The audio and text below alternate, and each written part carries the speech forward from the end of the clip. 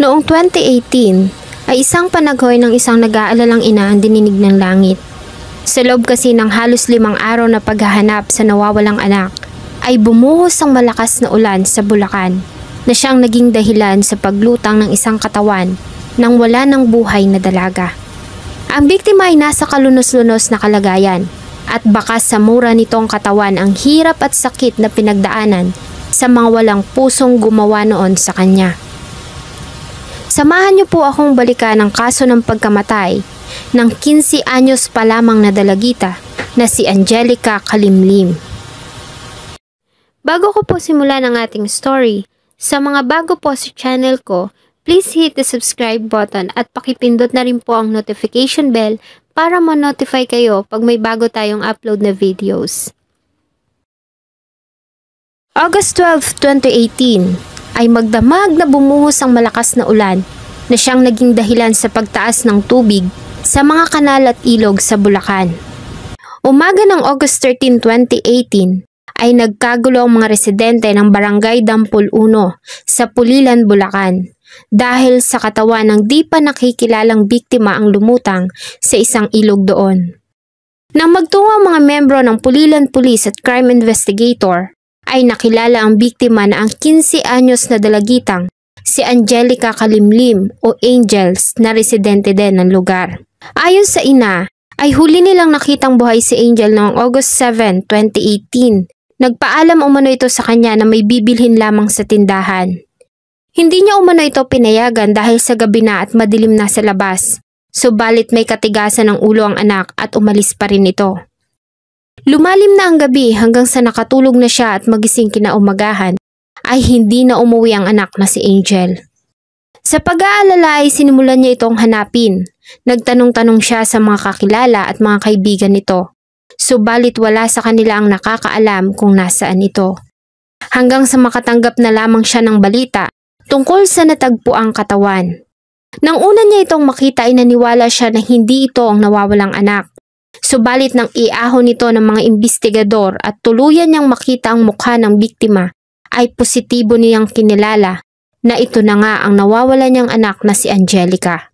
Si Angelica ay pangalawaslong magkakapatid. Ang panganay na babae ay namamasukan na para makatulong sa pamilya.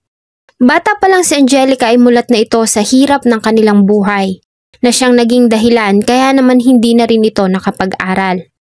Sa murang edad ay maaasahan na ito sa lahat ng gawaing bahay at pag-aalaga sa nakababatang kapatid. Masipag ito, yun nga lang aminado ang kanyang ina na may katigasan ng ulo ang anak na babae. Ayon sa ina ni Angel ay napansin niya na may kausap ang anak sa cellphone at may ka-chat bago ito umalis ng bahay. Dahil dito ay naging palaisipan sa mga pulis kung nasaan ang cellphone na nawawala ng biktima. Malakas kasi ang kanilang paniniwala na naglalaman ito ng lead kung ano ba ang nangyari kay Angelica noong gabi ng August 7, 2018 at kung sino ang huling tao na nakasama nito. Nahirapan ang mga investigador sa kaso ni Angelica dahil sa walang CCTV sa lugar. Nang puntahan nila ang tindahan kung saan ito bumili ng candy, ay napag-alaman nila na tumawid umano ito sa kalsada mula roon. Dahil sa may naghihintay ditong 2 lalaki, nakasama nitong naglakad palayo.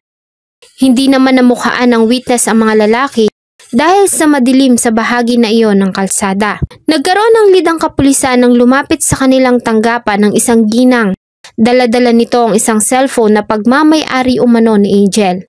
Ayon dito, ay isinanla sa kanya ang nasabing cellphone sa halagang 700 pesos lamang ng lalaking tinawag nitong alias Liit noong August 8, 2018.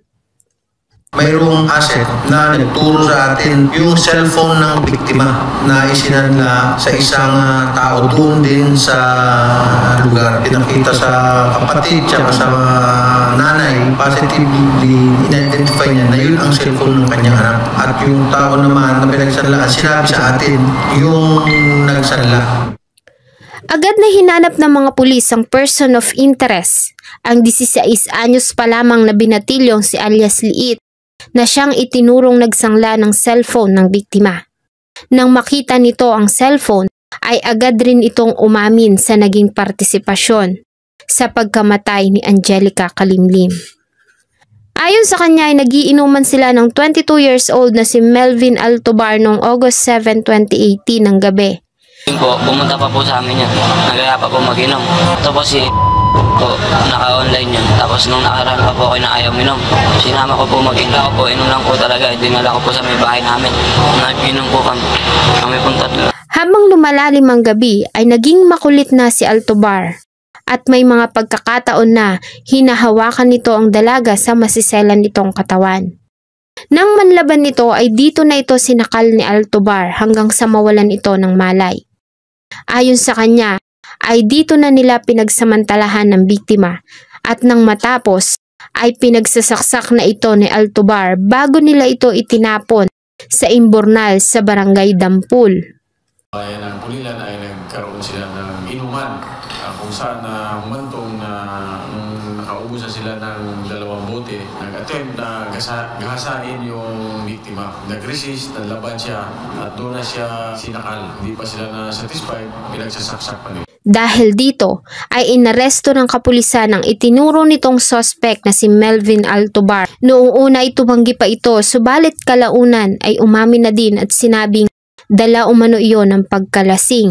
Sobrang po akong sa lasing. Kaya po namin nagawa. Sinakal po ng kasama ko. Kaya po ginahasa ko. Sa pagkakahuli at pag-amin ng dalawang suspect ay ikinonsider ng close ang kaso ng pagkamatay ni Angelica Kalimlim. Si Altobar ay sinampahan ng kasong panggagahasa, pagpatay at pagnanakaw sa Prosecutor's Office ng Bulacan at kasalukuyang pinagbabayaran ng kanyang ginawang kasalanan. Ang minor de edad naman na si alias Liit, kahit pa nga minor de edad pa lamang, ay ikinonsidera nila na ito ay nasa discernment age na o nasa tama ng edad para harapin ang kanyang ginawang kasalanan. Ito ay pansamantala nilang inilagay sa pangangalaga ng DSWD, subalit kakaharapin pa rin ito ang ginawang kasalanan sa pagtungtong ng tamang edad. Si Angelica Kalimlim ay isa lamang sa mga dalagang naging biktima ng karahasan sa ating bansa. Kaya naman lagi tayong makikinig sa mga payo ng ating mga magulang dahil alam nila kung ano ang makakabuti at iwasan na ang paglabas ng bahay ng gabi lalo na kung walang kasama at hindi naman mahalaga ang pupuntahan. Maiwasan na ang mga ganitong pangyayari. Salamat po sa inyong patuloy na pagtangkilik ng atin pong mga videos. Huwag kalimutang mag-iwan ng saloobin at suggestion sa atin pong comment section. Sana po ay samahan niyo po akong muli sa susunod pa nating mga episodes. Thank you so much po and see you in my next video.